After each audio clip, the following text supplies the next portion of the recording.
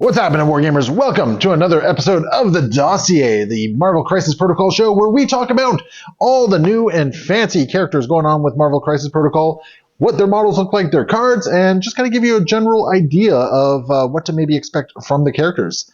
Just remember that these are the opinions of a bunch of potatoes, so take them as you will.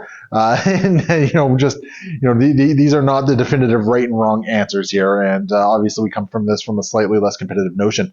I'm joined today by Troop, who has I think I enticed him onto this series of videos because of one particular one that's going to be happening later. So Troop, thanks for joining me today on this one. No problem. And we are going to talk about Storm, and we've had a lot of discussions about Storm. Yes. In the past. Yeah. So we'll get to our rules in just a second, but let's take a quick look at the character here, if I can get it to properly focus.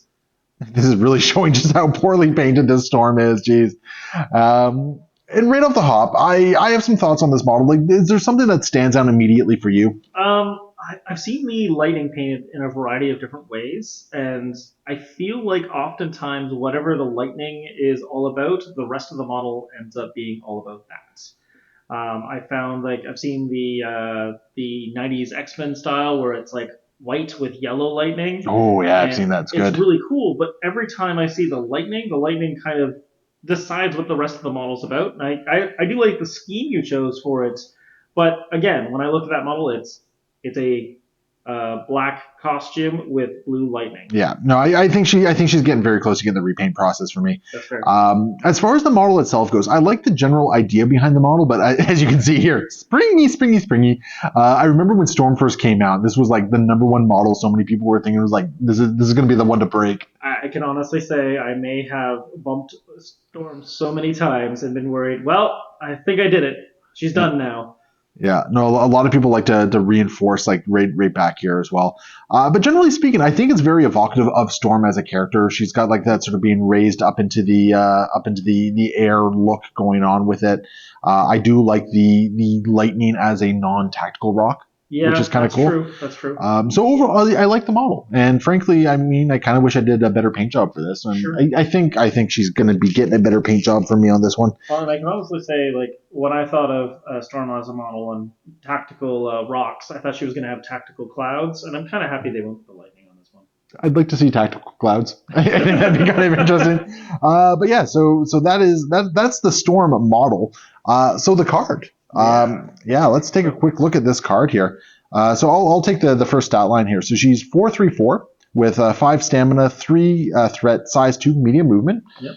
I mean, on paper for a 3 threat, that's a pretty standard setup right here. Actually, it's a little bit ahead. Like, a lot of 3 threats only end up with 3/3/3s across the board, and she gets the extra energy defense. So I actually think she has really decent tech when it comes to her defense. Well, okay tech when it comes to her defense. Yeah, it's the rest of her kit that up until recently, like the redone card kind of gives her a little bit more life in it, I think. Yeah. But there's some pros and cons that come with the new card. Absolutely. So yeah, do you want to take us away on some of the attacks here? Yeah, we got Lightning Bolt. It's 4 range, 4 strength, and 0 power. It's a gainer.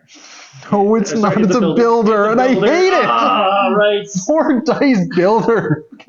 It does have a wild shock though. It's still there. But yeah, like it's an attack. Yep. I've definitely seen the attack do something, but I've seen a lot more times where the attack does nothing and she gains no power. I wish it was a gainer so badly. I forgot that it wasn't. And talking about how positive those defensive stats are, I feel like this is the first thing that kind of knocks her below where a 3 threat kind of should sit, because this is not a 5 dice attack. It's not a gainer, and she's just kind of stuck on this. Yeah, if it was 5 dice, I'd be fine with it as a builder. 4 dice, I want 4 dice attacks to be gainers. Yeah. Right? I want them to be gainers. 5 dice and up can be builders all day, every day, but 4 dice, I want them to be gainers. So the next attack, we got an Ice Blizzard, and I believe this and Lightning Bolt have stayed the same. It's a beam 3, 4 dice attack for 0 power, and if damage is done, it deals stun. In concept, I like this one. Yeah. But it's 4 dice. Well, and it's you're rolling 4 dice. You're rolling 4 dice and either getting into a worse threat than your Lightning Bolt gives you, or you're in a situation where someone's already on top of you, and Storm's okay, but she's not great for defense. Yeah, it's not a bad little panic button. Like if you can set up the beam and potentially get 2 or 3 characters under it, and maybe try and get that a couple instances of the stun off, cool. But this is a 4 dice attack, and if you don't do damage, you don't do the stun. Yeah, exactly. Next up, we got Hurricane, and I believe this one got cheaper. Yes. I think is the big one. It's an area 2, 6 dice for 4 power. It ignores line of sight, no cover. Yep. After all attacks are resolved, if an enemy character has flight, they suffer 1 damage. And allied characters do not suffer damage from this attack, which is typical. Not typical of range attacks. Normally in area attacks, you'll do some friendly fire. It's fine. It's fine. It would be fine if that first attack was a gainer. Yeah, exactly. As it is, she almost never gets a chance to use this one, or if she does, it's a 6 dice attack that you spend all your power on. It's and that area 2 is just that is not where you want Storm to be at all. Like it's a nice little panic button, especially if you get one of her superpowers off in a pinch. Yep. But it just doesn't quite feel there. I think I went into a crowd of 3 people, attacked with this, did 0 damage from the attacks, and the damage I dealt was only because they were flying. Yeah, I think I recall that. Yeah. Okay, why don't you take us through the leadership now? Because this has changed considerably. So we got X-Men Gold, affiliation, Uncanny X-Men. Once per round, you may use this leadership ability during an allied character's activation if it's not holding an objective token. If you do, the active character may spend 1 power. If it does, choose another allied character within 2 of it, place it within 1 of this character. Additionally, when an enemy character targets an allied character with an attack, if the enemy character is not within 2 of it, the allied character may reroll 1 of its defense dice. Yeah, so 2 big changes on this one. First off, the Storm Hop now costs a power. Yep. And it used to grant cover as opposed to a die reroll. Yeah, and it was one of those instances of cover where you always got it, even if they're within 2, right? I think it did specify range 2 on it. But it happened a lot. It was an insanely good leadership. It used to be that you were paying for Storm's leadership. You weren't really paying for her as a character because her leadership was just great. It basically said you have damage reduction 1 across the board outside of range 2, which was just really good. And then the Storm Hop was just amazingly good for positioning, for first turn plays and all that sort of stuff. Yep. So this slows it down. Yep. And the reroll is kind of, it's not quite a lateral move because it is worse than just being granted cover. But at the very least, what it does mean is that you now actually get to benefit from cover, and you get a reroll on top of it. So in some instances, it actually is better. Yes. But yeah, it's our big thing early on was, as I said, we always kind of felt like we were paying for the leadership, nothing else. Do you think that this leadership is worth paying for? It's fine. It went from one of the best leaderships in the game to probably middle to low end of the pack. The real problem is that the rest of her kit didn't get better. Well, one thing did. Yeah. So we have Eye of the Storm, which is an active superpower for 2. This used to be 3 power. Yes. You add 2 dice to your the next attack action to attack rolls. Yes. So this is actually really cool for Ice Blizzard and Hurricane, where you can get multiple targets off, and you add those 2 dice to the whole attack roll. It does make Lightning Bolt a little bit better if you get the power off, but the thing is getting to that power. Yeah. At the very least, you are guaranteed to be able to get it on turn 2, depending on how you operate on round 2, depending on how you operate on round 1. Yeah. It's nice. It gives her a little bit more punch. I agree. Which is really cool, and I think she needed it. Yes, absolutely. And I think like when her Hurricane was 5 power, I believe, and this was 3, I think it was like 8 power to pull off a big Hurricane, which you only got area 2. It was just never worth building up. It was awful, yeah. The next part of her kit. Yeah, we got Tempest. Choose an interactive terrain feature or enemy character, both size 2 or less, and within 3, and throw it short. This power can only use 1 per turn. For 3 power, it's a character and terrain throw, which I always like.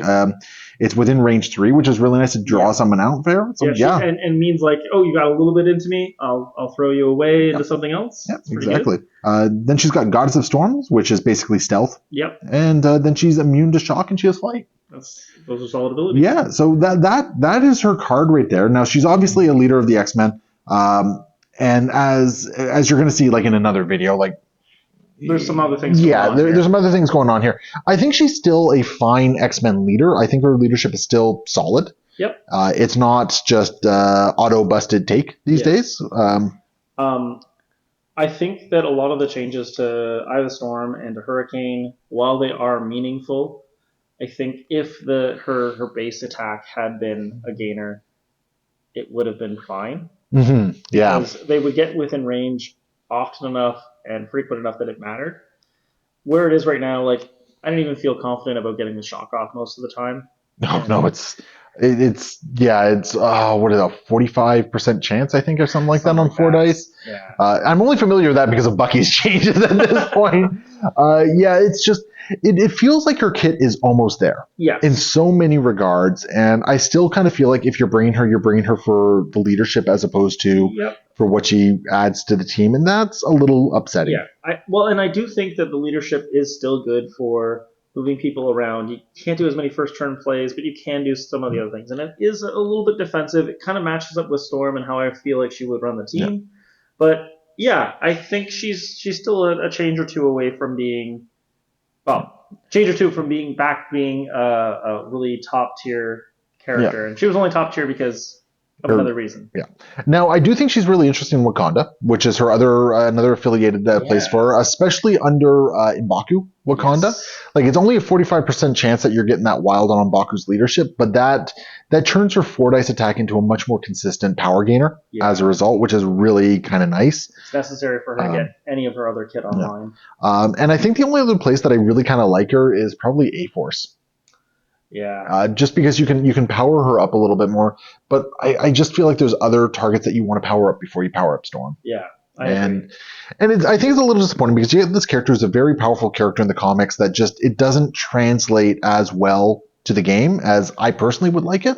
Yeah. So I'm hoping we see a Storm 2.0 at some point. Yeah, I dream of a 5-threat Storm, like goddess of the weather kind of thing, because like she I don't know if she counts as being an Omega level mutant, but she is able to take them on. So. Yeah. So there we go. That is Storm. That kind of gives you a snapshot of what she looks like in the game.